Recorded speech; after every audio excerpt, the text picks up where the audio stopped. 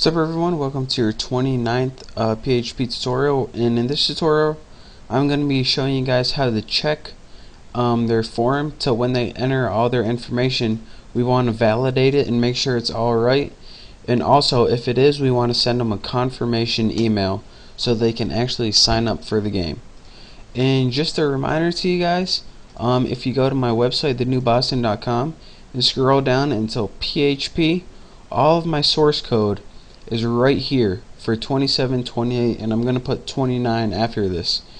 And another thing, make sure you're watching these videos in high quality. If you can't even read what I'm typing right now, watch in high quality and it's going to be crystal clear. And any questions that you have, sign up for my forum at thenewboston.com and ask me them there. I never check my YouTube messages, so if you ask me on my forum, thenewboston.com, I guarantee I will answer them for you. So now, whenever the user submits all this data, it's not going to actually check the data right here. It's going to go to registernext.php and it's going to validate all the data there. So what we need to do is actually make a file, and we're going to save this as registernext.php. And the purpose of this file is to validate all the data that we got from this form in register.php.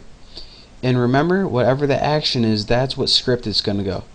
So under your new file you just created, register.php, the first thing that I'm going to do is make my PHP tags.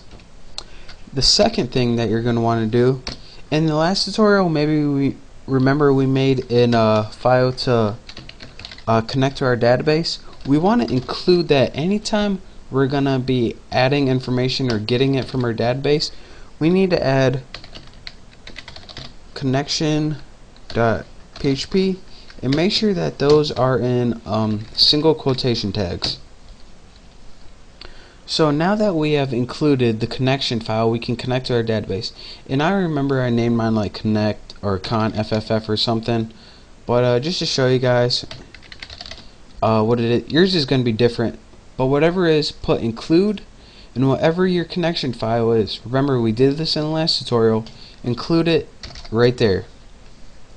The next thing, or the very first thing that we're going to want to do, is test if the username is alphanumeric, and if it isn't, then we want to post the error messages. And this is what I mean by that. In the website I already made, let's go, Quora.com. I don't have anything embarrassing in my history, do I? No. Alright, just checking. I don't I don't want to post this video and have something embarrassing in there. Quora.com. And this is what we're going to be creating in this tutorial. We want the user to enter a password with or a username with letters and numbers like this, or Greg55. But if the user enters anything that has like symbols like that, then whenever they register, we want them to say username must only contain letters and numbers, so they got an error message. That's what we're going to be doing today. Let's go ahead and close that. We don't need it anymore. So the code for that, let's enter a comment so we know what we're doing. Test to see if username is alphanumeric. Yeah, I spelled it wrong, I know. The first thing we're going to need to do is make a variable to test. And this variable is going to be whatever their username, the username they entered. And this is where the post, where are you? Register.php. This is where the method post and the name comes in handy. Whenever you build a form in PHP, the method and the username combine to make a variable. So the variable starts out with, of course, a $underscore, and then it's the action's name. And since we were using post, that's the name we want. Now in the brackets you type whatever the name of the input is. So $underscore post was the action or the method right here, in the name is username right there. So whatever they typed in for that, it's going to be automatically converted into a variable called test. So let's go ahead and do something with this information. Let's go set and make an if statement. Since we're going to say, alright, if your statement is alphanumeric, then go ahead and continue on with the registration. Else, if it's not, then we're going to want you to send you an error message. So first we need an if statement and an else statement. In send to, actually, so we say if, then we test something, else if it's not true, then we're gonna send you header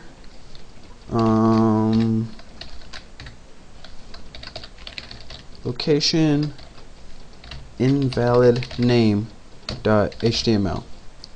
So we're gonna put our test condition right in here, and if it's invalid, what this means, if it's invalid, the other option, we're gonna send you to this website, and that's the website that says sorry, but you entered a name with symbols in there or something.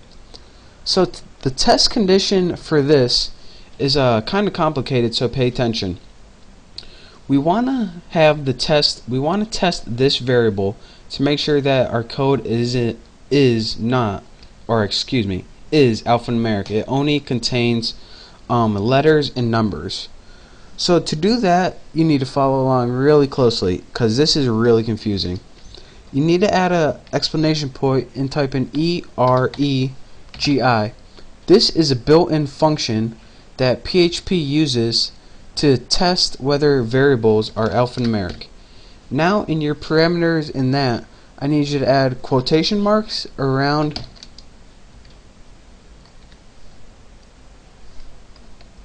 right there, quotation marks first, and then you need to add empty brackets, and in your brackets add the up arrow that's above the 6, then type in capital A minus capital Z, A minus Z in lowercase, and 0 minus 9. What this is going to do is test whether this variable is alphanumeric. Now if you're saying, alright, how do we know what variable to test? The other parameter it takes is the variable test.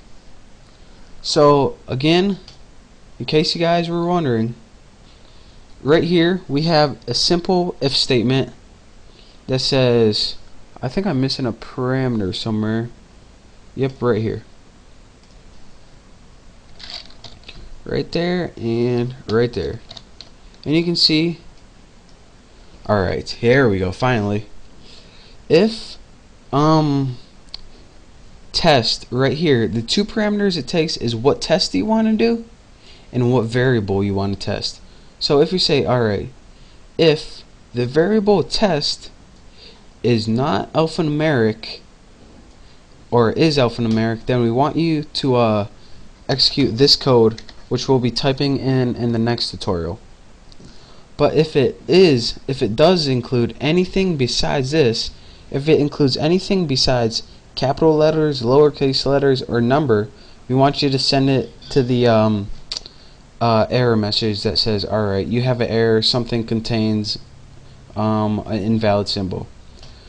So again, this is the built-in PHP function right here that tests the name that the user posted and makes sure that it only contains letters or numbers. So go ahead, and again, I'm going to have all this on my website, thenewboston.com. You can plug all of this, just copy it and paste it in your website if you want to make it really easy. But again, study this, make sure you know how to test if your variable is alphanumeric, and thank you guys for watching. Make sure to sign up in my forum, thenewboston.com, and again, don't forget to be watching these videos in high quality. So again, thank you for watching, and I will see you next time.